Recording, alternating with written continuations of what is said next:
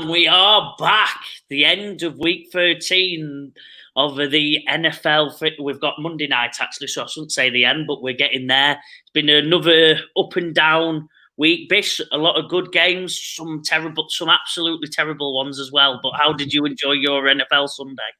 Yeah, like you said, I think that's been pretty much the summary for most weeks, hasn't it? There's been some high caliber games, and then at the other end of the spectrum, there's been some where you probably go 50 minutes and not see anything on Red Zone. So yeah, there was a couple of them this week, and definitely I think the Falcons took a hold of the NFC South this week. And speaking of one of those teams, the Jets bench another quarterback, so they're on the fourth quarterback this year. I think it's just showing maybe Zach.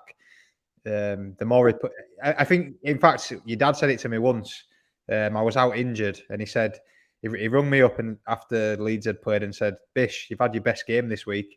Like, what do you mean I've not played? He went, "Yeah, but the guy in your position, he just make you look incredible." So as soon as Zach Wilson sat on that bench, maybe he's he's not the problem after all. So yeah, there's been a few more. I mean, Puka Nacua as well for the Rams. They're looking good at the minute.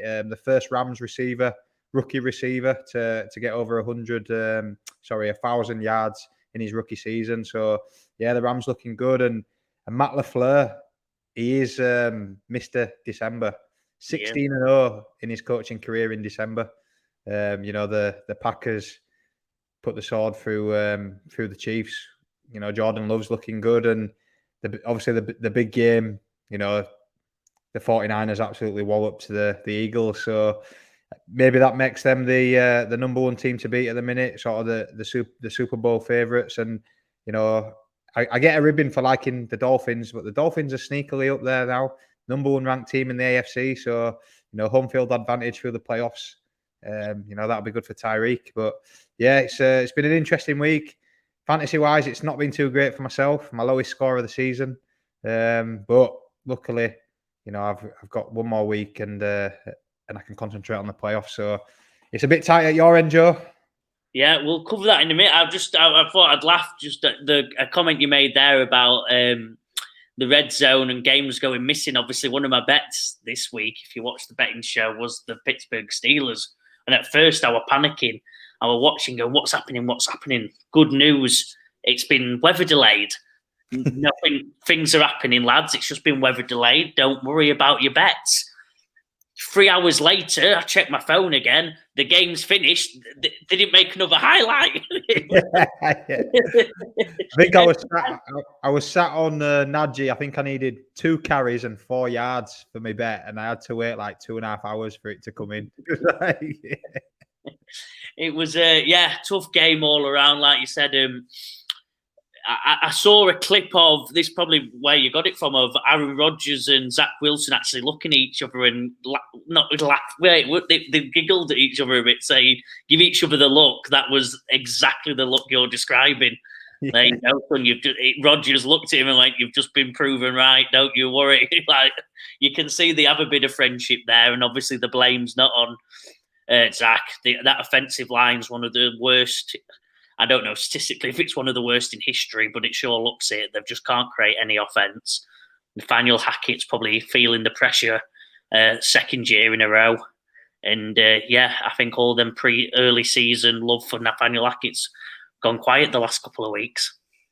Yeah, I think we called it I think I mentioned it a couple of weeks ago. We said about, Sean Payton making that big outburst about Nathaniel Hackett, and it's looked really bad, and I think this puts a little bit of pressure on Aaron Rodgers as well, because these are all Aaron Rodgers' people. Obviously Hackett, he brought Tim Boyle with him, the quarterback, Alan Lazard, Randall Cobb can't even get on the field. So he brought all these people with him, and it's just not worked out. So, his rumor has it he's back in training, but I think that's just a big thing. They're not going to make the playoffs.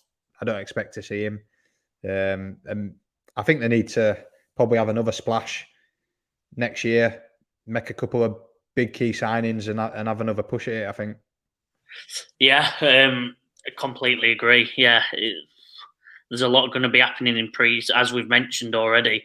There's going to be a lot happening in the postseason because there's a lot of bad teams this year. not many good ones. So I think it'll be an explosive off-season with a lot of big moves happening because I can't see them settling for what most teams have endured this year, which is mediocrity at best. So yeah, interesting, Bish. I'm going to carry it on to what you mentioned. I apologise.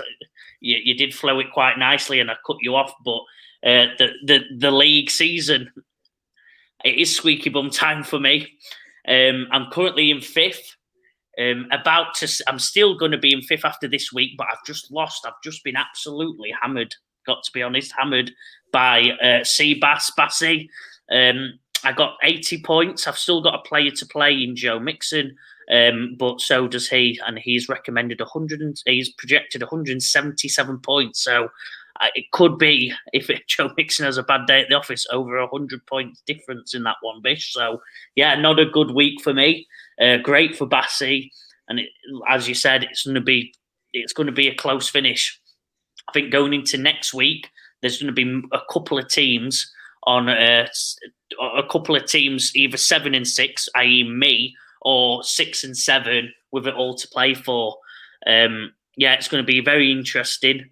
And looking at it, Bish, I've not scored too many points. I think I've been pretty lucky. Oh no, that's points against. Yeah, my points for are actually not as high as some of the others. So I've definitely got to panic, and it's going to be a very tight finish. So, what do you think about the league, Bish? You're comfortably in the second place still, 9 and 3, going on to 9 and 4. But what do you think? Yeah, I've had 2 back-to-back losses, 2 big losses. Grimesy beat me last week, and then I lost to Sam this week. My worst score of the season, 75 points. But yeah, I'm in that top 4. It's just a shake about. I think Grimesy's just pipped Tag by less than 0.3 points to the victory. So I think Grimesy might climb up to second, and it's me and Tag next week, so that has implications for the number 1 spot. But yeah, I think it's 4 into 2, isn't it? Really, I think especially next week as well. You play Stocky, which is it could be winner takes all there. Takes all. I'm having a look now. Who's Seabass got? Seabass has got Danny Bravo. So Danny, nothing to play for, and the other one in contention is Sam, who is playing Grimesy, so that's another tough game. So yeah, it's going to be interesting. Yeah, 4 into 2 spots, so it'll make an interesting game. And I think there's 2 Monday night games next week as well. So I think it more than likely will go right down to the wire. So probably this time next Monday, we still won't know what's going on, which will make for a good live show. It will do. Not good for me by the sounds of it. It'll be a close one. I'll just give people, the viewers, a bit of clue on what I'm working with this, just so they know what I'm thinking and what I'm going with. So my team this week was Jared Goff at my QB position, Kyron Williams, Joe Mixon, who's still to play, Jahan Dotson, because my other starting wide receiver is injured. I have Devonta Smith, Gerald Everett, Romeo Dubs, Cameron Dicker, and the Cowboys defense. On the bench, I've got Kyler Murray, Aaron Jones, Khalil Herbert, my starting wide receiver, DJ Moore, Jackson Smith and Jigba, and Dalton Kincaid. I've got some big decisions for next week, Bish, I believe. Some big decisions. My number 1 will be, who have I got in that flex position? I think Devonta and DJ Moore probably keep a safe wide receiver position, Bish. But I've got one person I need to put in that flex position, and it's probably going to make or break my season. I think it's Dobbs. I think news of Watson injured. I think Dobbs gets in there. I think your biggest one is your running back, in it, alongside Kyron Williams. You've got Mixon and Aaron Jones. I'm not sure the length of his injury. So next week, Joe Mixon against Jacksonville. So that's a tough matchup as well. So you're right, actually, I've just said that. But yeah, Aaron Jones, is he slated to come back?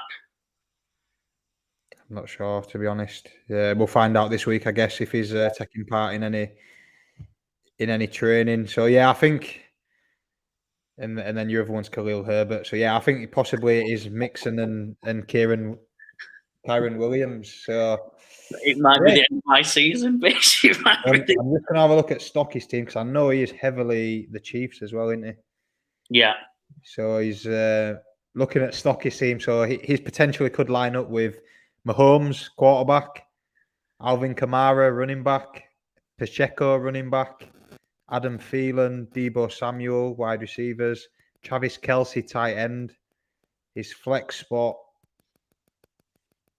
was McLaurin, but he'll be on a bye. So it could be T. Higgins or Juju Smith-Schuster. And then his kickers, McManus, and his defense is the Dolphins. So it's on paper, it's not a bad team. So it could be a good one. The good part is, like you said, he's probably in a tougher position with that flex position. My backup, my RB2 will definitely be worse, but I've got a bit of depth in that wide receiver position. So I've just got to hope he makes up for whatever Joe Mixon lacks on with the team. But unless Joe Mixon pulls it out the bag for me, it's going to be a really close one. I just need, like you said, the Chiefs to maybe not do so well, but they are against Buffalo. So it's two ways that goes. That's either going to turn into a defensive game or it's going to be an explosion, 40 points apiece. So I'll be watching that game very closely. But Bish, obviously, enough about me. Let's get into it. We've got probably important now more than ever that everyone's going into the playoffs. We've got the injury report. Bish, take us through your player. I think I'll start with quite a big one, Derrick Henry. You know, he was on for a hell of a game, actually. He scored 2 touchdowns. He had close to 25 fantasy points. It looked like he was a big man playing against kids out there at times. He was just running through them. But yeah, he sort of took a carry. I don't know if he sort of jumped, but he got sort of hit in the air, and it were a big impact, to be fair. Franklin, the linebacker from the Colts, hit him pretty hard, and he went off into the blue tent with a concussion. So that's one to look at this week to see if he's back. Like I said, not many people come back within a week. Some have, but not many do. And that obviously then that's a big one, especially for Sam. Sam's fighting for that spot as well, for that playoff spot. And he did a big trade recently to get Derrick Henry. And so that's a big one for him.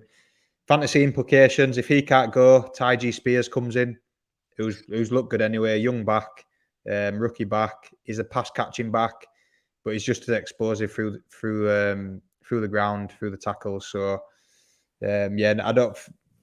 Obviously, it's a massive blow for Derrick Henry owners, but I think not much changes for Tennessee. Yeah, completely agree. Fantasy implication, obviously, like you said, if you name Sam, you're probably panicking a bit. Everyone else, you've probably got to hope you've collect throughout the year of Derrick Henry being in and out a bit. Hope that you're the one who took Ty Spears as your backup for when Henry's obviously out, or it's projected to not be as good of a game for him. I.e., Tennessee aren't at least competitive or ahead. If they're losing, you get Spears in. So you've got to hope that you've made that play early enough that you've got Spears and you can place him in. If you have, you're happy. You're not too sad because probably open Spears up for a lot of points, as you said, as he's the pass catching back. Otherwise, if you don't have Spears, you're probably very upset, Bish, aren't you? It's a tough one now. This late in the season, it's tough to pivot.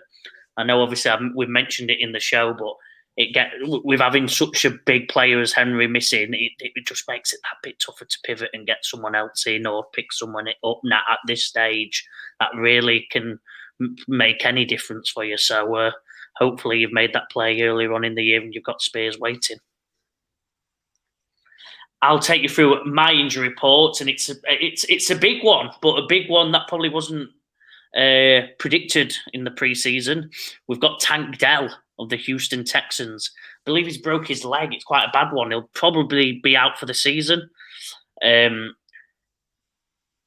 think fantasy implications is it makes one man and one man only probably even more important to your fantasy team. That's Nico Collins. If you've got Nico Collins, you're probably very happy because it's definitely not going to limit. It's not one of them options where it takes away a big player and opens up space. CJ Stroud's that good; he don't need much space.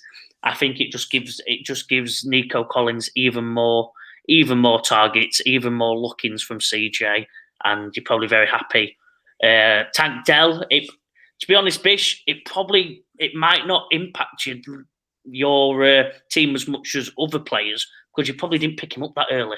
So you probably do have a number 1 wide receiver, even a number 2 wide receiver, and he could be your great flex player. Or obviously you'll have someone in there that probably can fit the bill, whether he's good or not. But what do you think about that? Yeah, I think definitely in that term, I think this late on in the season, he would be definitely one of your starting wide receivers. So again, it's who you've got on your bench. And just going back to our league, the 2 players we've mentioned, they're both in Sam's team. So he's he's not looking too good for that playoff push. But yeah, it's a bit of a tough one for those Tank Dell owners because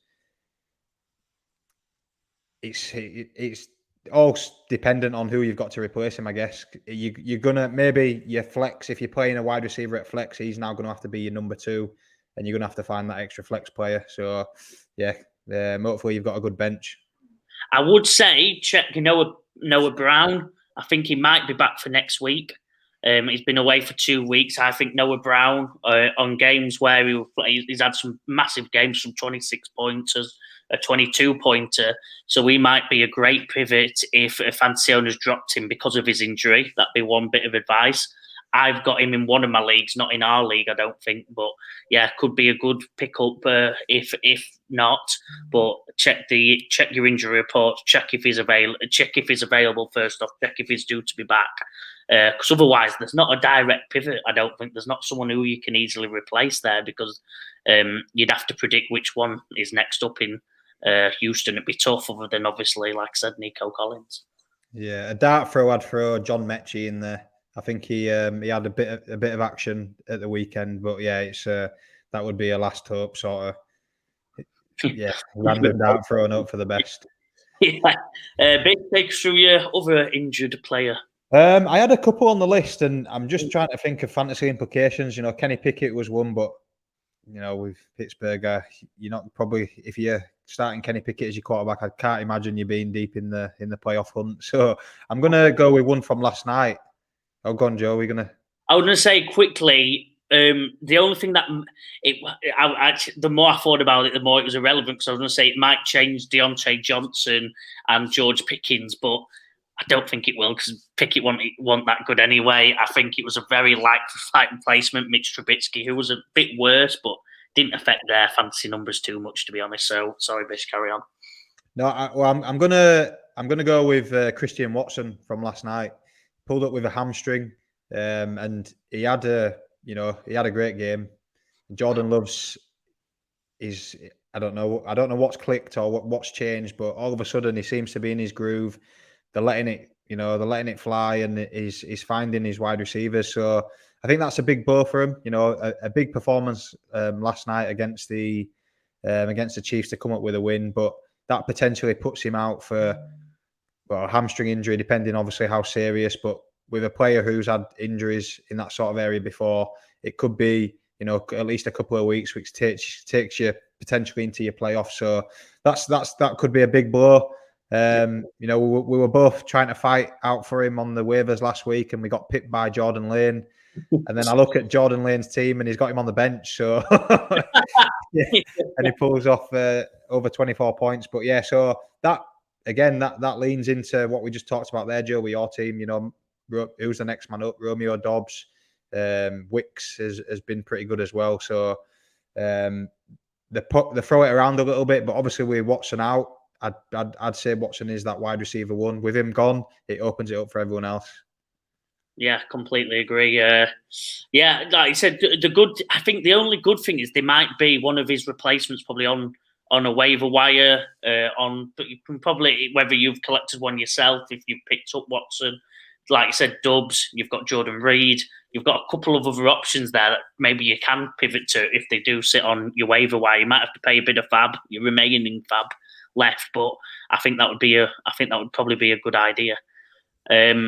I'll take you through mine though, Bish, and it's a bit of an opposite one, and it's a bit mean on him, but I'm going to pick Derek Carr. And for the opposite, the reason I may be suggesting with Kenny Pickett, but the opposite reason, because now if you own any New Orleans players in offense, you're excited, especially if you own Chris Olave, because your man himself is in. My brain's actually famous Jameis Winston. I was on a flow there as well. Jameis Winston is in. Derek Carr's got the safe, boring, sadly, Derek Carr, who's safe and good for your team, but probably not for fantasy. You've got Jameis in, who is a fantasy god, because he will provide your players with at least a few more options. You've got Shaheed that may be back. He might be a waiver wire after getting injured you can look at. But like I said, for your offensive players, your tight end, maybe Juwan Johnson, you're even happier about. For some of your other pivots on that New Orleans, probably opens them up and makes them maybe a flexible in you put into your flex position and go have a bit of fun with New Orleans, because there's one thing that I can guarantee, that he'll be throwing the ball about and having some fun doing it. Definitely. The only question is, who will it go to? That's the only question. And well, that's Jameis, isn't it? You know, it's rocks and diamonds. It's 31 touchdowns, but 30 interceptions. You know, that's how he plays. And I think it would fit in one of his first throws. It looked like it were going for an interception. It got tipped, went to Olave, turned into a big play. So it's like that is Jameis Winston. So yeah, 100%. It puts increases that ceiling definitely on Olave. If Shaheed's in, it could be a home run. Yeah, I like it. Yeah, at least if you're panicking like I am, Shaheed or maybe Taysom Hill is available or someone like that, it might be worth a flex spot and go have some fun and hope Jameis does what Jameis does. But Bish, have you got another injury report, or you're happy with that one? The only one I'd mention is Ramondre Stevenson, for anyone who is tied to this Patriots offense, which you know, I apologise for you, but yeah, obviously he rolled his ankle, so that's he could spend some time on the sidelines with that. I'm not sure how serious that is, so that's one to look at. Obviously, with that one, they were split in the backfield with Ezekiel Elliott, so if he is available, I think he'd get quite a lot of the workload now. Whether it's profitable in terms of what that offense produces, I'm not too sure, but you know, like, again, needs must. If it's volume, it's there. If he misses, it's going to be Ezekiel Elliott's backfield. I agree. Yeah, to be honest, Bish, I can't. With how bad their offense looked this year, I can't say it with chest to get Ezekiel or Ramondre in. But if you're desperate for a running back, it might be worth a Zeke if Ramondre is out, like you said, purely because he will get every touch of that backfield. But we'll move on, Bish. We've got the fantasy flops next, and I'll just take you through one of mine quickly. Man who I trade for in one of my other leagues. In one of my other leagues, I've got Austin Eckler, who got 3.7 fantasy points this week, and I've been mentioning the last couple of weeks on how he clearly looks injured. It's not quite there, and it showed again. 18 yards. He looks. I don't know whether. I hope it's an injury for his sake. Otherwise, he'll probably be back up next year, and it won't be the end of Austin Eckler. But the last couple of weeks just haven't gone right for him. They got 6 points altogether. The offense as a whole was completely stifled. I don't know what you think. Any advice for Austin Eckler owners, Bish? But I was certainly not happy with that trade when I made it. Well, the problem is I'm an Austin Eckler owner in the punt as well. So yeah, it's tough. It is very tough. What can I say? Against the Patriots, you know, it was an awful game. I've not watched it back, but I saw the box scores and saw bits of it, and you know, we talk about the Chargers, and they always seem to come down to the team's level that they're playing against. No matter who it is, it's always a close game. And that was the case. They didn't really have anything going, as you said. And I'm just hoping next week that it gets a lot better, because he has the Denver Broncos next week. And if you can't run on the Denver Broncos, it's season over. So I'm just praying for a bounce back. He's actually got a nice run in. He's got Denver this week, week 14, the Raiders week 15, and then he runs into Buffalo and then back again to the Broncos. So I'm hoping it's, like you said, maybe he's been carrying a bit of an injury the last couple of weeks. Obviously he missed a lot of time earlier on in the season with an injury. Hopefully it's that and he can sort of get through it and hopefully turn his season around and put me in a great position come next week. Yeah. Well, who have you got as your fantasy flop, Bish? My fantasy flops have both got something in common this week, and I'm sure you'll get it on my second one. But the first one is Terry McLaurin. 0 points this week. 3 targets, 0 catches. Coming up against Miami. Maybe expected them to be behind. Sam Howell having to throw the ball, which, he did at times, but they were just non-starter really. That Miami defense is coming on. They look pretty good. So that were quite disappointing because I think a lot of people would have played him with confidence, knowing that he'd get quite a few catches. Like I said, they're chasing the game. I had him in another league, and again, 0 points. It kills you really. Yeah, it does. It's a shocking game. Like you said, I think you covered it nicely, wasn't it? Just a shocking game. He made a comment on it on social media afterwards, didn't he? Just saying, I did a lot of fitness out there or something. Yeah. Well, I did. I got my cardio in today. Funny comment, but it's a weird game. I thought, Bish, like you said, a weird game for him. Nothing happened. He had 3 targets. They didn't play well as a team, and I think that's the end of the Washington Commanders. If I'm not certain, not that they had a chance this year, but I think it's certainly the writings on the wall now. Yeah, I think they're out of it now. I think they've got I think 5 games left. 3 of them are from memory are quite tough. So yeah, I think that's them done for this year. My second fantasy flop is that of Adam Thielen, the miracle man himself, the man who was holding Carolina going in that wide receiver room, has really fell off the last couple of weeks. He got 4 points this week, 0.7. Oh no, 0.7 this week, 4 last week.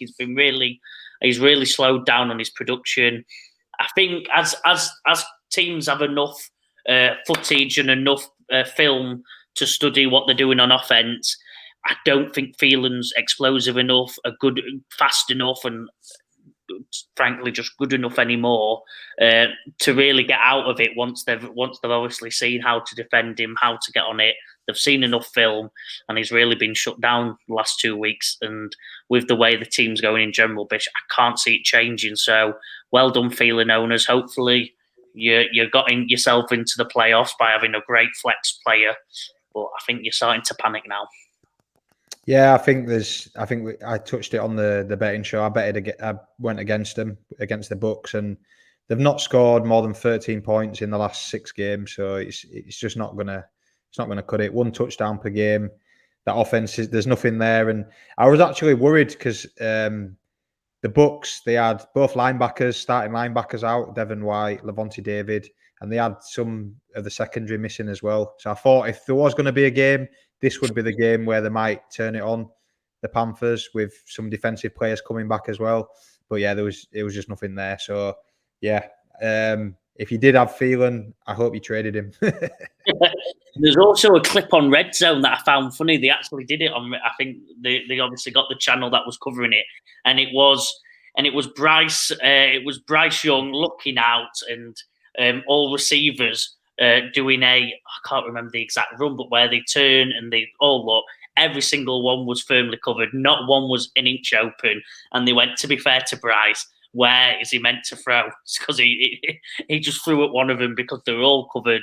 And I think that's been the name of his season. You could see he was getting a bit frustrated. There's clips online again of him getting frustrated at some of his players. And I think they'll have to draft some high and great wide receivers. Marvin Harrison's the one that's on everyone's name very early on in the draft. If they do, I think there might be something there in Bryce Young, but I think, to be honest, we can't judge him on the team this year. No, and the problem is for them, they don't own the first pick as well, so they're not picking till the second round. And Marvin Harrison Jr., he'll be long gone by then. So that. Yeah, I think it's a process for them. It's going to take a few years, I think, for them to build a team around him.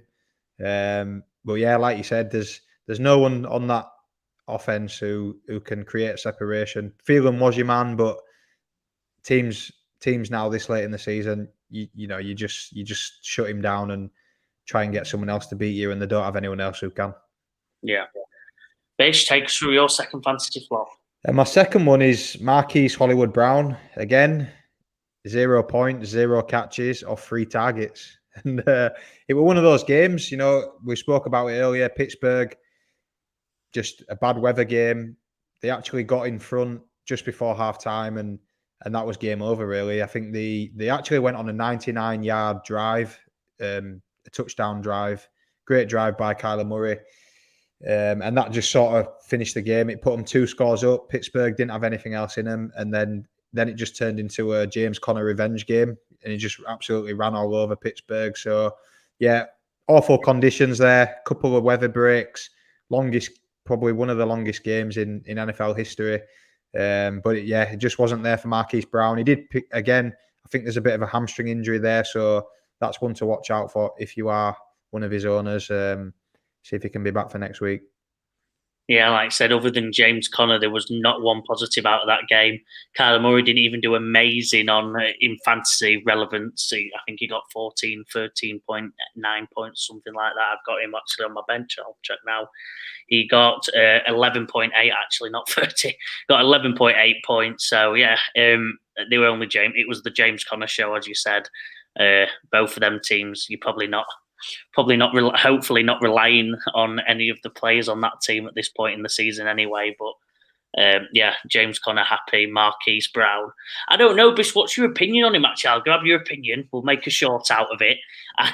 I don't really know what to think of Marquise Hollywood Brown. I've never been fully convinced. He had the 1,000-yard year at obviously Baltimore that couple of years back. Other than that, Bish, I've not seen too much.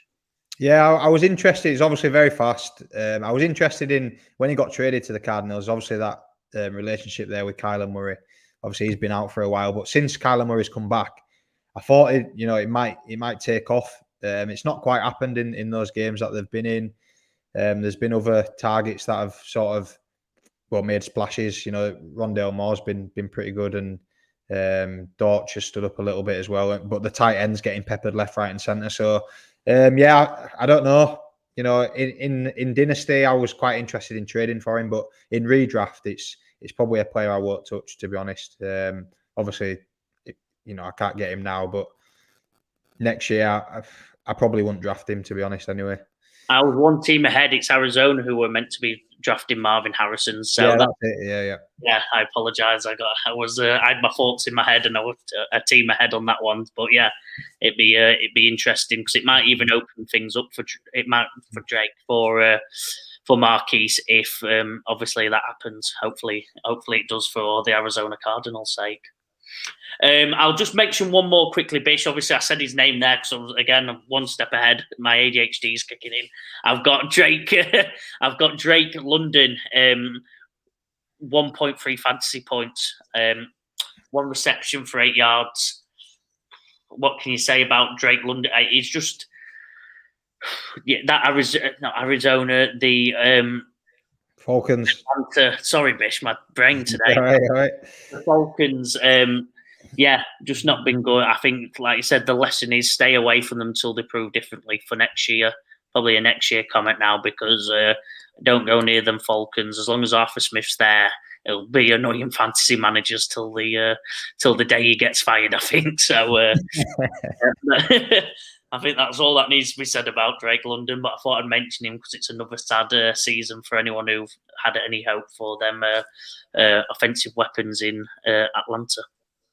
Yeah, and he's got talent. It's like you said, it wasn't coming up against the Jets defense, which is obviously very good. But yeah, personally, I think until they upgrade their quarterback, it's going to be tough for him. Bish, it's your section now. We've got Bish's breakouts, the top players of the week. You've got a couple to give us. Get your first one in. I'm going to start with Deebo Samuel, the big game of the week. The 49ers v the Eagles, the revenge match. That's what I'm going to call it. He called James Bradbury trash back end of last year, and he certainly delivered this week. 4 catches or 4 targets, 100%, 2 touchdowns and 116 yards. And I think his second touchdown, he shrugged off a defender and he's gone 40, 50 yards. Look really fast. So he certainly showed up for this game. He talked it. He definitely walked it. So for that reason, he's my player of the week. And he racked up 33.8 points in the punt this week. Interesting one, because I think like you said, most 2 out of the 4 went for a touchdown, and they all went for big yardage. But if you said 4 receptions for most other players, you wouldn't be too impressed, would you? But because it's Debo, and when he does that's his role in the team, really. When he does make that reception, he goes. He's electrically fast. He's a running back playing as a wide receiver, and if he'll shrug through tackles, and he's also fast enough to get away from them. So he's that sort of player, isn't he? But like you said, it's a bit deceiving sometimes if you didn't see the other stat line. Yeah, definitely. And he's that, like you just said there, he's like a hybrid player. He's playing as a receiver, but he could easily play as a running back. He actually got a rushing touchdown as well on a sort of end around as well. So he ended up with 3 touchdowns on the day. But he's so chunky as well. He's quick. He's strong, and again in that offense, along with like CMC, he can do it all. So yeah, he's a Swiss Army knife, we'll call him. I'll go my first one. I have got. I'm going to go Nico Collins. Obviously, I've mentioned him earlier with Tank Dell getting injured. 9 receptions, 191 yards, and a touchdown. As I said, I think if Tank Dell's not in, Noah Brown's not in, there's no one else coming in. It's all Nico Collins, CJ Stroud. Obviously, I can't give him enough superlatives. He's an unbelievable player. Nico Collins has really shone out for him, and yeah, what another great game for Nico Collins. I don't really know what else to say other than he's had a fantastic year, and I think as I'm looking towards next year and thinking about what my plans are, making notes early that get as many Texans wide receivers as I can, as long as CJ Stroud is happy and going well. Definitely, and I really like him. A lot of people, obviously, Tank Dell's really caught everyone's attention this year, but I actually like him. He's a big body, and I think he will be the number 1 receiver. Tank Dell's your big explosive play guy, but I think Nico Collins is that big guy. I think he'll go and get that ball, and that's what he's been doing now. He's been thrusted into that number 1 spot, and he's going to get plenty of action. Yeah. Bish, take us through your second breakout. My second one is Geno Smith, and it's from the Thursday Night Football, and against the Cowboys. And he's got not many people would have given him a prayer in this one, and he's gone blow for blow with the Cowboys. He's gone, through 3 touchdowns, 314 passing yards. He got a rushing touchdown in there as well, and the 1 interception. But yeah, it's a 41-35 defeat to the Cowboys. But he has plenty of critics. Geno, he does have brain explosions at times. But I like him a bit like Jameis. I like him. He'll give you everything he's got, and just come up short on this one. But yeah, it's a big week for him. 31 points in the fantasy, and I believe he was sat on my bench. Oh, that's a tough one to have. As you said, I didn't see it coming. Bish, fair play to him. He's definitely quieted some doubters. Obviously, didn't get the win, so there'll still be some people criticising him. But yeah, what a game he had. It'd be interesting to see what they do next year. And I keep referring to next year for every player, but it'd be interesting to see what they do. Before his good game, I think there was starting to be more and more talk about them getting another quarterback in, but I don't know, games like that, you can go with him another year and see if a quarterback falls to you. If not, I'd be happy going another year with Geno Smith. It's just if they can wait to the draft to give him to see what they do with the contracts or not. Yeah, it'll be interesting because I think they're on the slide a little bit now. You know, they've put some defeats together. The Rams beat them a few weeks ago as well, so they could be slipping out of that playoff position. A couple of big games coming up for them. 49ers still to play again. So yeah, I think it all depends on that range. Where are you sitting in that first round? Can you get out one of those quarterbacks? So yeah, it'll be interesting to see how they finish. And like you said, it's another team with some big plans in the off season. Do they stick with him or do they? The grass ain't always greener. True. Fantasy owners, NFL fans, give your comments on that one. We'll chuck it as a short. We'll chuck it as a thing. Give us your views because it's a great debate. It's one I'm excited. I'll get involved myself in the comment section because it's one that I think's got probably a lot of thoughts and a lot of different angles to it. My second player, Bish, Michael Pittman, 11 receptions, 105 yards and a touchdown. Indianapolis Colts. Didn't see this coming. They've gone on a good winning streak now. They're proving themselves as a very viable NFL team, and they're one of about 3 teams that actually could push into the playoffs and end up causing some damage to some of the teams at the top. They've, like I said, the running back tandem of Zach Moss, Jonathan Taylor obviously were injured for this game. Zach Moss did brilliant. They've got the wide receivers going. Michael Pittman's really stood up. Like I said, 105 yards on 11 receptions. You as a fantasy owner, it's not a Deebo Samuel where it's 4 God knows how many and touchdowns. It's that consistent high targets that I think every fantasy owner dreams of, because you're probably guaranteed minimum 7 or 8 and you're going to get that points week in, week out from now on. He's got 24 points, 17 and 12, so that the base is 12. The top is probably 24, 25, 26 fantasy points. Yeah, and he's such a big guy as well, and he's Gardner Minshew. He just throws it up, and he's going to come down with it. So obviously got the winning overtime as well. Got the game winning touchdown. So yeah, he's having a good year. Good. I like him. He just needs that constant quarterback to feed him. I think the fact that Gardner Minshew wasn't a starting quarterback with some of the frankly not very good quarterbacks in the league this year was a shock, and I think obviously it's proving to people again. He didn't have to prove me. I think from the moment he come in, Bish, I'll give myself a bit of credit. I said, here we go, because I think he's a brilliant quarterback. He makes mistakes, but he plays fearlessly, and I think in the NFL that's what you need. If you're not going to be that high end quarterback who can play safe, you need to be fearless, and he certainly is. Minshew Mania's back in town. Yeah, I hope he can lock in that starting job somewhere for next year, because he's definitely better than some of these quarterbacks they're pulling out. So fingers crossed for him. Yeah. Bish, take us through your Bish's breakouts once again. So my last one, it's a bit of tied with Gino there, and it's DK Metcalf again. He stood up. He stood up and be counted. 34.4 points in the punt this week, half PPR league, and the touchdown he caught across the middle. I'm pretty sure I can't find the stat. I can't find what speed it was, but I'm pretty sure he set a new fastest time this season for on the not the GPS. They don't use GPS, but on the speed, I'm pretty sure he set a new time this year. He caught it across the middle and he was gone.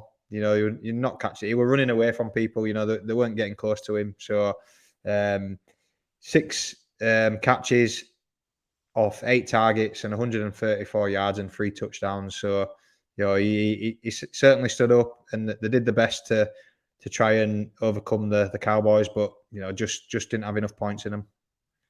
Yeah, brilliant. I kind of covered Gino in my speech about DK, didn't I? Interesting what they do, but let's have it.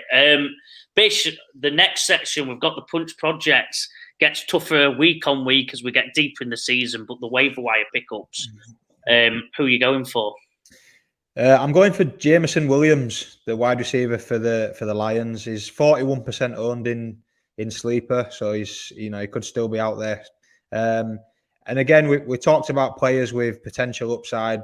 If you need someone in your flex who can sort of give you that, and this is the guy. I think he doesn't get very many touches, but the ones he does are explosive. And he had a nice touchdown at the weekend. it was a nice end around, a rushing touchdown, and he is lightning quick. He is so quick. You know, we talk about Tyreek Hill quick. I think he's up there in that mold, because when he caught it, he absolutely flew. And this week they're coming up against the Bears. I think they played the Bears about 3 weeks ago. And again, he had a touchdown and a few big catches in that game. So there's potential there for it to be a game full of points. You know, Detroit, they're scoring plenty of points, but they're leaking plenty of points as well. So yeah, look, if he's there and you sort of need a flex player this week, if you've got a few injuries or need that dart throw, then you know this could be your guy, Jameson Williams. I like it, Bish, because it's probably someone who I'd look at if I didn't. Yeah, if I probably will have a look, but Jameson will. It's someone exciting. It's someone if you think you might lose and you need to make that playoffs, probably worth the punt. It's probably worth a go at it, because, like you said, if it does pay off, he could have a massive week and you're flying, you're winning your matchup. You can't have him week on week. He's, like you said, he's not a season-long player that you're looking to have a stable production. But 1 week only, you're panicking. Get him in and hopefully have some fun watching Red Zone. Yeah, I've gone the opposite way. We've kind of gone against each other how we traditionally go here. I'm going Matt Stafford at quarterback. As I said, as we're getting into the fantasy playoffs, times are tough. Let's say you don't have a quarterback, you rest of your team, you think you've got a chance of winning the playoffs, because this week he probably won't be amazing, but he's got a pretty nice schedule for a couple of weeks in the playoffs here. It's Matt Stafford of the LA Rams. He's got QB6 last week with 22 points. He got QB7 the week before with 24 points.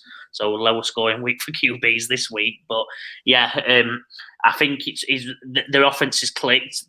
A lot of them are healthy or doing, and they're getting it going. Only issue is this week coming, they've got Baltimore Ravens. After that, however, they've got Washington, New Orleans, and the New York Giants. So it's someone that you should probably have if you're struggling for quarterback. You've probably already made your playoffs. Maybe someone like you, Bish. I don't know what your QB situation is, but if you've got this far by picking random QB, you've got one there who's going to have a 3-game stretch in that playoffs that he should score big points. Yeah, I agree with you, and it's just working really well into it at the minute. Kyron Williams is running the ball well, and it works perfectly. The play action, you know, Puka Nacua is looking very good. Cooper Kupp, we're not sure. He could be possibly injured, but it's just working. So yeah, maybe a tough week this week against the Ravens, but it just takes one play. You know, if you hit Nacua as he showed at the weekend, if you hit him in stride, they're not catching him. So you know, you never know week to week. But yeah, that playoff run looks pretty tasty. Yeah, Bish, our favourite section, the punters, best kicker of the week. My kicker of the week is Matt Gay for the Colts. Nice. 13 points, 4 field goals, longest of 46, and an extra point thrown in there as well. And you know, in a tight affair, he comes up good. Over 10 points from your kicker, you're laughing really in fantasy. So you know, he nailed his kicks and helped him on the way to a victory. Yeah, I like it. My one is, because I'm going to mention the team as well. We've not really. Anders Carlson.